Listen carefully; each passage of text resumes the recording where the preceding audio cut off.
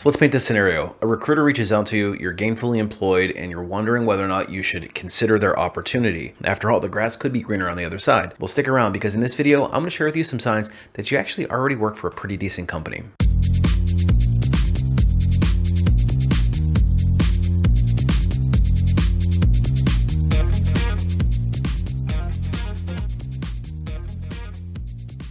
Hey everybody, it's Brian from Life After Layoff, and today I want to talk to you about some signs that you work for a good company. Now, I know I spend a lot of time on this channel talking about red flags, things we should be avoiding as job seekers, but the grass isn't always greener, and in some cases, we actually have a pretty good gig going, especially when you look at news of the Great Resignation, and suddenly there might be some people regretting it. And because a lot of people were disillusioned with their previous employment situation, they opened up their job search, rushed out and landed these great opportunities with high rates of pay, or so they thought. And unfortunately, a lot of them learned the hard way by the way of layoffs that not all companies are created equal. But how can we know whether or not our current opportunity is really that great? So in this video, let's break down some signs that you actually work for a pretty good company already.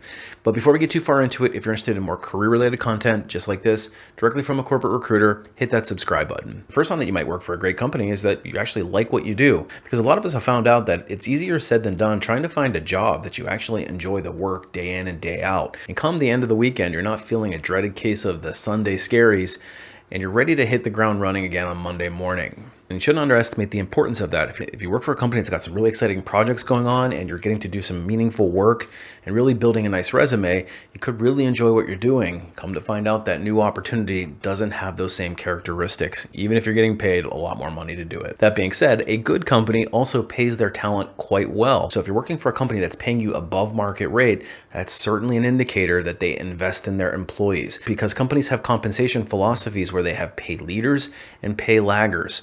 A pay lagger purposefully lags behind the rest of the market and underpays their employees, and they're okay with the turnover. Whereas a pay leader wants to make sure that they attract the best possible talent, and that's the kind of company that you want to work for. And don't forget to factor in equity stakes, especially for fast-growing companies, startups, etc. If you've got an equity stake in the business, there's a vested interest in you helping them succeed, and they want to make sure that you're in it for the long haul. And while we're on the topic of compensation, we can't forget to mention the employer's benefits. A good employer is going to offer really competitive health insurance. That means that they're going to cover a lot of the cost of it. They're going to keep those deductibles nice and low. You're also going to be part of a reputable network where you can actually see the doctors in your area. Of course, healthcare is just one component of it, but we also want to look for, do they offer other benefits that are very attractive, like paid time off? How much sick time do you get? Do they give wellness days? Do they value that work-life balance and give you time to recharge? Great companies also have great perks, and usually those perks are one of the first things that's looked at when a company is going through cost cutting. So if your company has maintained or increased them in times of difficulty,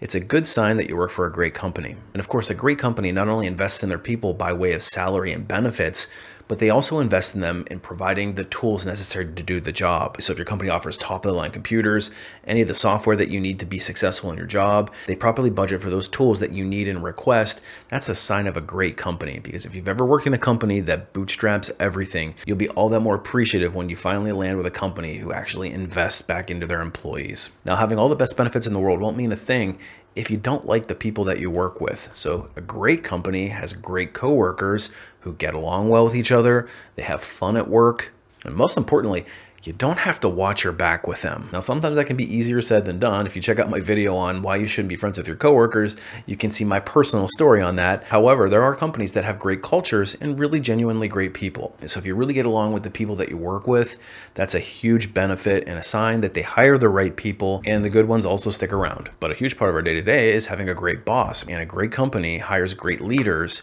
who know how to effectively manage their teams. So if you have a great boss who properly supports you, gives you the necessary feedback that you need when you need it, and also is respectful of you and gives you meaningful work, that cannot be underestimated. Because after all, people usually leave organizations not because of comp and benefits and all those other things. It's usually because of a bad boss. So if you've got a great boss and you've got great compensation, I'm willing to bet that the department has really low turnover. Depending on your work situation, you may have a very long commute, and commuting into a job every single day that you despise can be very soul-sucking. So if you've got a very manageable commute, maybe the company even offers you incentives like travel perks or free parking. And that's a huge benefit and a sign that your company really values their employees. And of course, if they support remote work, which seems to be less and less common, all the better, because it's a sign that the company trusts you to do your job, gives you the freedom in which to do so, provides you with those tools, and it also gives you a proper work-life balance. And in talking about the work culture, some of the best organizations that I've ever been a part of have looked for ways to improve your daily life, not just outside of work, but actually in the work that you do. They look for ways to cut down on needless meetings. And let's face it, nobody likes being called into that Friday meeting that could have been handled via email. And they also don't do things like demanding that you be on camera for every single meeting. And if your company tends to avoid any of those cringeworthy corporate cliches, that's a sign of a great company that has self-awareness. Because listen, when we go to work, we want to be treated like adults. We want our time to be respected. We just want to be productive and get things done with minimal hassle. Another sign of a great company, especially in today's market, is stability. They're stable. They don't have layoffs. And the true sign of a great company is if there's a corporate restructuring or there's some turbulence in the marketplace, the company's first reaction isn't to cut headcount. And in fact, a great company would be looking for ways to allocate their existing talent into other roles so that they can continue working. And because so few companies actually do this, the ones that do it can set themselves apart very easily. So if you're a corporate leader who's watching this video,